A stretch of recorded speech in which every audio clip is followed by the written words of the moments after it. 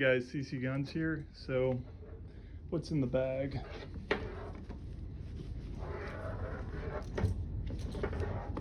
Okay, this is the B&T APC9 Pro. You may have seen this in some of my older videos. I thought I would do a quick update on this. I get a lot of questions about the B&T APC9 Pro and whether I would recommend the APC9 Pro over the TP9.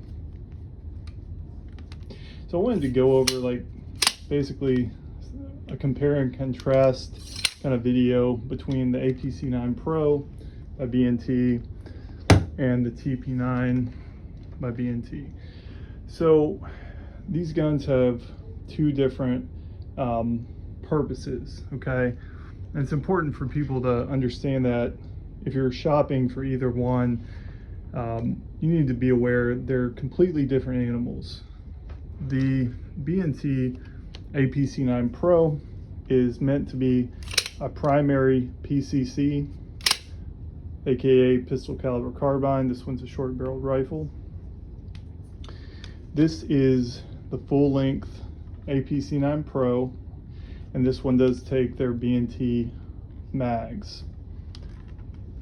Now, I like the Glock mag model. The Glock mags are a little bit heavier duty, but I like the mag commonality between the TP9's mags and the B&T APC9 Pro's mags. So on mine right now I have this configuration since I have both guns. APC9 Pro is meant to be a primary duty grade weapon. They also make an APC9K, which is slightly shorter. On mine, I've got the Aimpoint Acro. As you guys probably know from watching my channel, it's one of my favorite optics. I have a Surefire X400G on this one, and this is an optical light and laser.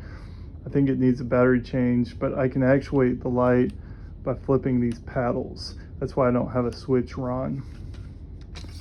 Not a night vision setup right now. It's just traditional optical white light and green optical laser. This one has enough rail space for night vision devices and lots of accessories. A lot of guys go with the smaller K model, which is also a good choice, but the full-size Pro comes with a proprietary 3-lug milled, I'm sorry, not proprietary, but it's a 3-lug barrel from the factory. The APC9K doesn't have the 3-lug barrel. It actually has a threaded barrel with a 3-lug adapter. So if you want that 3-lug barrel without the adapter, this is a difference to note between the Pro model and the K. Now, let's talk about design differences. This gun is meant to be a duty gun, whereas this gun is meant to be more of a PDW, so like a personal defense weapon. For one thing, it's drastically lighter than the APC9 Pro.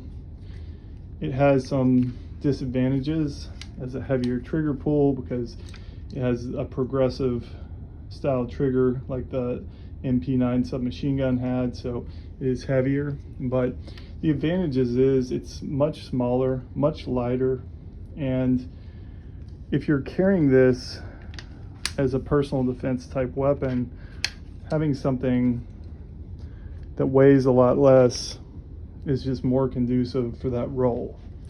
It will fit into a smaller pack.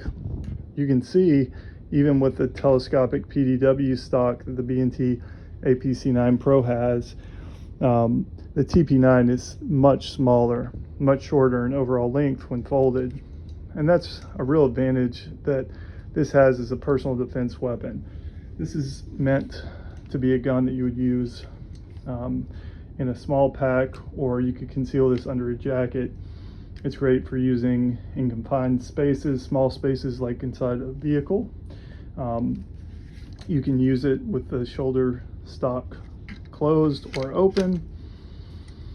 The vertical foregrip is great. I like the ergonomics on this gun personally. You get mixed reviews. Some people really dislike this gun, and I'm not sure if it's just because it's so expensive or what, but I personally love it. I also like it from a collector's standpoint. You know, I'm not gonna lie, that's a big part of the appeal. It's been in tons of movies and video games, and it's kind of iconic for that. Most recently, I've seen this in Westworld Season 3. This gun got a lot of action. I also have the suppressor for this. Those things are like unobtainium right now. Real hot commodity. Really fun suppressed also, but right now, for the sake of this video, they're both unsuppressed. This is just mainly a size comparison video for those interested, and just to go over some of the key differences between the two.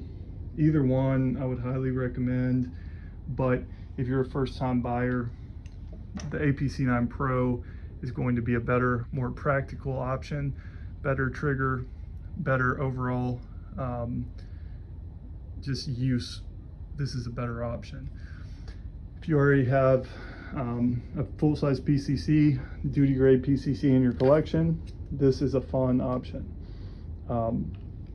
Another thing to note about the APC9 Pro, APC9 Pro is used by U.S. Armed Forces.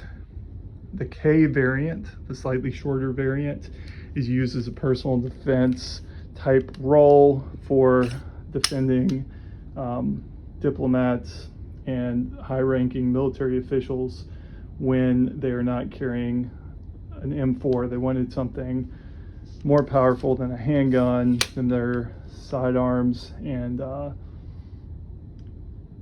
something a little bit smaller caliber than 5.56, and this bridges that gap.